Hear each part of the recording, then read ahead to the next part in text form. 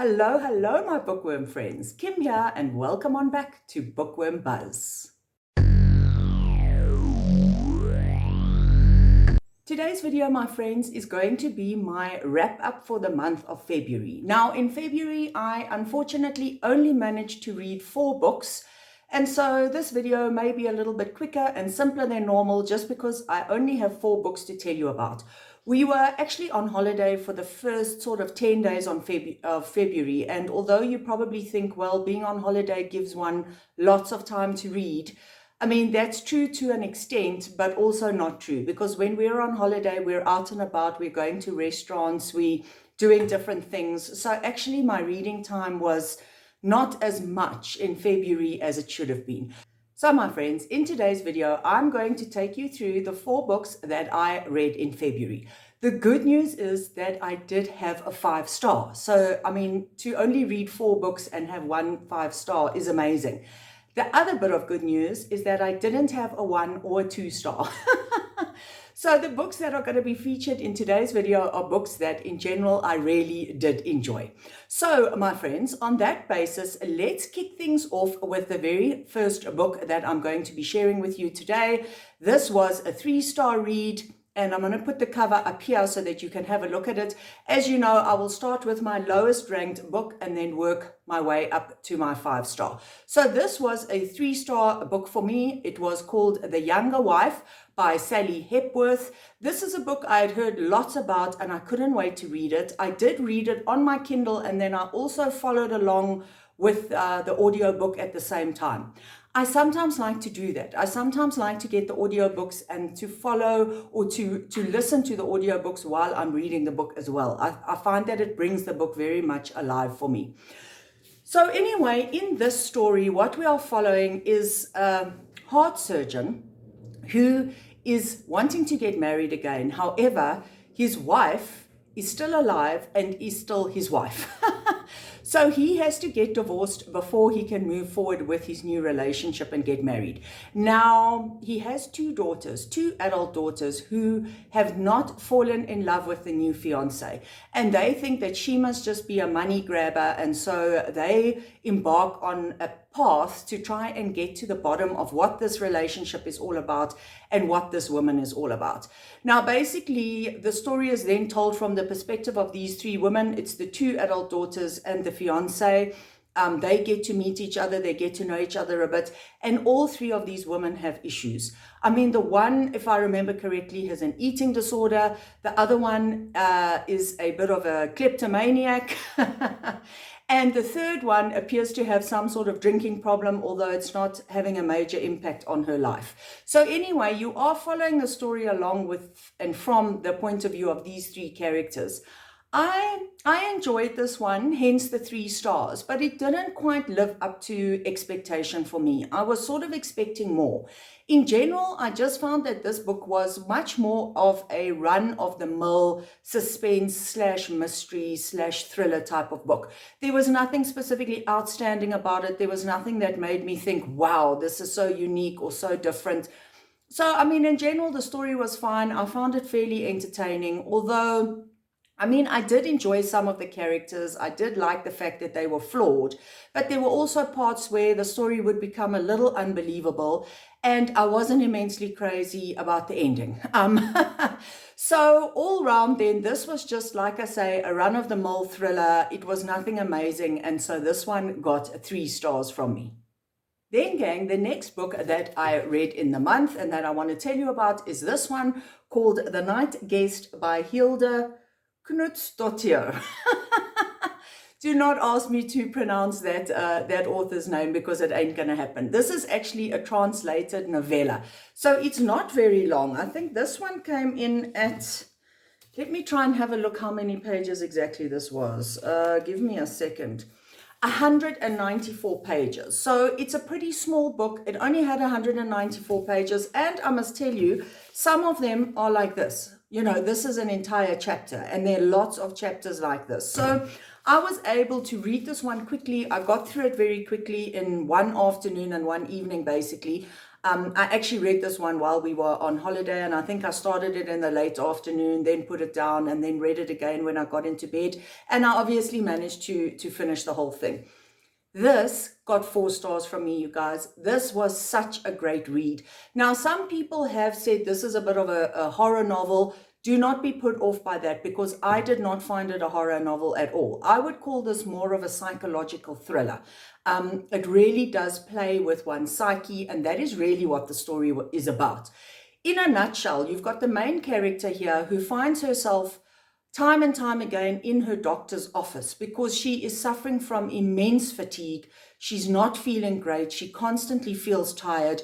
She goes through blood tests and all sorts of things, and no doctor can find anything wrong with her. And then one night, she falls asleep with her watch on, and her watch is one of those watches that counts, you know, people use the watch when they're doing exercise. It counts your number of steps and all of that. And when she wakes up in the morning and she checks her watch, it shows that she has done 40,000 steps. She obviously has no recollection of this. She thinks her watch is broken. It's not possible. But again, it happens another night. And that's all I'm going to say about that. Now, does that just not sound so immensely interesting? She goes to bed at night, she wakes up in the morning, and she has done 40,000 steps. And like I say, the story goes from there, and I just absolutely loved the story. It was definitely psychologically twisty. You have to be okay with books that are a little bit different and that you might not always necessarily follow what's going on. And also, this book has one of those endings that is very ambiguous. Now, I love endings like that because your own mind as the reader can sort of try and work out and decide what the ending means for you. It's not a clear-cut ending, and I know some people don't like that. So again, you need to be comfortable with an ending where you actually think, what the F did I just read? I mean, putting it succinctly, that is how one feels when finishing this book. But I loved endings, well, I shouldn't say loved. I love endings like that, and so I loved the ending in this book. So entertaining, a quick and easy read, and 4 big stars from me. And then in second place for the month of February, being my second favorite book that I read in February, is this one. A book that I must tell you is definitely out of my comfort zone. So this one is called Love The Nightlife, and it's by Rachel Collar Croft. Guys, I love this book. It was a 4-star read. It was something so different and out of my, like I've said already, out of my comfort zone. I would describe this one as sort of a definite vampire book. It's got some paranormal aspects. It's got some thrilling aspects. So that is what you can pretty much expect from this one. But it's also so much more than that. It's also about the friendship between 2 women. So basically, these 2 women meet on a dance floor in a nightclub in 1979 at the peak of the disco era. Amber, the one woman, is married and she's looking to get out of her boring humdrum life. And Nicola, the other woman, understands that because she has spent the last, 50 years, maybe even more, living her life as a vampire.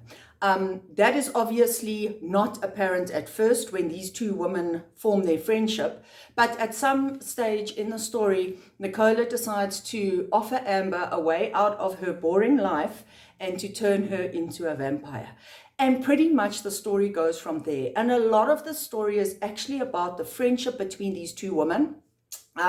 It's also told from dual point of views, which I love. So you've got chapters from Amber, you've got chapters from Nicola, and I love it when stories are told like that. And so basically you're able to see how the friendship and relationship between these women is developing, and the stage it gets to, because obviously the story does develop in such a way that in the present day, Amber is now wanting to get away from Nicola. She's had enough. She finds Nicola very overbearing and very controlling, and then sort of the thriller aspects come into the story more. But I love the story because although it is a vampire story, I mean, you do have to be okay with the fact that it's a vampire story.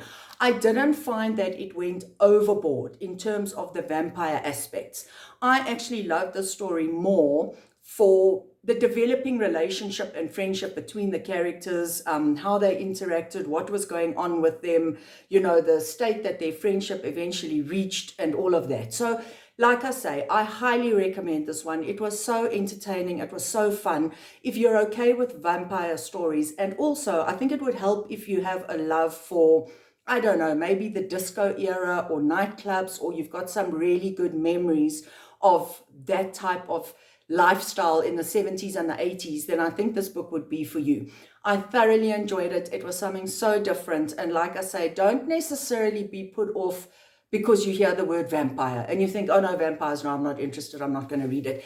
Yes, that is an aspect of the story, but the story is so much more than that. So like I say, my friends, overall, I love this one, and another 4-star read for me in the month of Feb. And then my very top read for February, and my top pick, is this one over here. This one is called Come With Me by Ronald Malfi. Now, this book, my friends, was a 5-star read for me, and it came as such a surprise. I didn't expect to love it as much as I did, because let me tell you, this book is actually described by many as being a horror. Forget that. Put that aside. I actually had this book on my Kindle for the longest time, and I didn't read it because I wasn't feeling like reading horror. And now that I've read it, I can tell you it is definitely not horror, so please don't be put off by that. This is more of a mystery, a suspense. I don't even know if I'd call it, it's not really a thriller. It's more mystery, suspense, and tiny, but I mean tiny bits of paranormal in this one. I just fell in love with the story. Basically, in this story, we are following the main character who loses his wife very early on in the story. She is killed right near the beginning of this book, and basically the story goes from there, because when he's packing up her things, he finds a receipt from a motel where she spent the night or a few nights when he thought she was off doing something else. So obviously, what would one think? His automatic expectation was, or his feeling was, that she must have been cheating on him. And that's all I'm going to say about that, because obviously the story goes from there. He then embarks on an escapade to track her steps and to figure out what she was doing and who she was doing it with. And that's all you need to know about the story. I mean, there are elements of the story that really pulled at my heartstrings. You could feel the main character's grieving over the loss of his wife. But then I also loved the mystery, suspense elements. This story went in directions that I really didn't suspect. Suspect that they would go in that direction. I didn't expect, maybe expect is a better word, that they would go in that direction. Also, there were lots of twists and turns. So you would have a reveal, or there would be a twist, and you'd be, okay, I see where this is going. And you would think you would know exactly where it was going. And then 50 pages later, something else would happen. And you would realize that you were totally wrong and that the story has not gone in the direction that you expected. I really loved this one. I loved the ending. I thought the ending was done so well. And all in all, I think really what hit me the most was this with the story is that I was expecting one thing and I got something totally else. And the thing that I was expecting, I was only a little bit lukewarm about. And then what I got was this deep, atmospheric novel, a lot of focus on relationships, trust, all those type of things, and grief and the grieving process, and also that not everything is always as it seems. So this story was just so much bigger and so much more than the horror genre it was made out to be, which, like I say, please do not get hooked up on that. I would recommend this book. Like I say, I gave it 5 stars. I really enjoyed this one. It was such a surprise, and I'm so happy to have read it. So, my friends, those are the 4 books that I read in February. Like I say, not a ton to share with you this month because it is what it is. If I only manage to read 4 books, you're only going to hear about 4 books. But obviously, we are now into the month of March, and I think I'm currently on novel number 3. I think, yes, I'm just about to start my 3rd novel of the month today. So hopefully there will be more than 4 books read this month. But again, if there aren't and I only have 4, well, so be it. I do have a full-time job, and at the moment that job of mine is just the death of me. it's just, yeah, it's getting very, very hectic for me. And I'm finding I have less and less times for the things that I love and for my hobbies. But anyway, so is life, I suppose. So, my friends, on that note, I'm going to sign off and love and leave you. As always, if you have read anything amazing or anything that you think I would love, even if it's not necessarily in the thriller or mystery suspense genres, even if it's something different, please do comment and leave your recommendations down below. This is a year in which I want to try and read a few books outside of my comfort zone. And in fact, I have recently hauled a whole lot of books that are definitely out of my comfort zone, and I'm going to be filming a haul video to put up on the channel soon, and it will interest those of you who don't always love the thriller and mystery genre, because the books I'm going to be sharing in that video are very different from, you know, the normal genres that I love. Okay, my friends, let me leave things there. Enough about that, and happy reading, my friends. Bye.